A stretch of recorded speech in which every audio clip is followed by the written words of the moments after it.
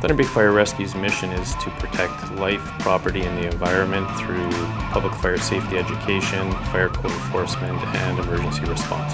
Primarily due to our geography and the fact that we're isolated, we are a very technically diverse department in that we have to respond to a vast number of response objectives with very little help from surrounding departments. The information and the data that we have today, we know that the modern fire is much more volatile than the legacy fire ever was, and we're obligated to adjust our tactics and our strategy to address the modern fire ground. In order to keep our personnel safe on the fire ground, we have to understand fire behavior. Today's fire behavior is much more behavior.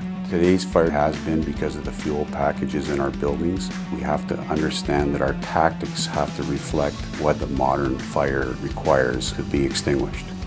We recognize today's smoke is basically a chemical cocktail. It's a carcinogen soup. And one of the best things we can do on the fire ground is reduce our exposure to that smoke. So we can put tactics in place that are still viable for fighting fires, but reduce our personnel's exposure to that fire.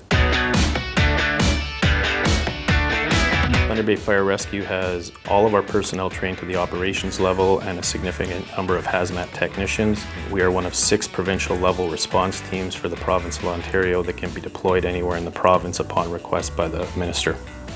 The Nfpa Standards are consensus standards developed by professionals in the fire service for the fire service. We are currently transitioning from the Ontario Standard to the Nfpa Standard. Everyone in our department, from the deputy to recruit, are testing and training to the Nfpa Standard. Our tiered response is an agreement between police, fire, and ambulance to maintain a high level of response for the public in emergency medical situations.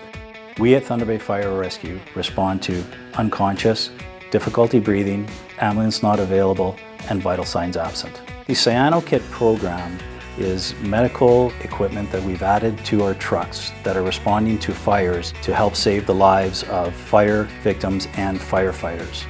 Thunder Bay Fire Rescue's Smoke and CO Alarm program is a public education program where our suppression crews go door to door and they educate the public on the importance of smoke and carbon monoxide alarms, as well as the legal requirements of what's required in each home. Thunder Bay Fire Rescue has a zero tolerance towards any fire code violations. So anytime we come across an inspection that has violations, we write inspection orders only, and they work because they are a legal document that holds the person accountable to a date that they must comply with. The importance of mental health in the fire service is that firefighters are not immune to mental health issues. We're just beginning to realize that mental health has just as much importance as physical health.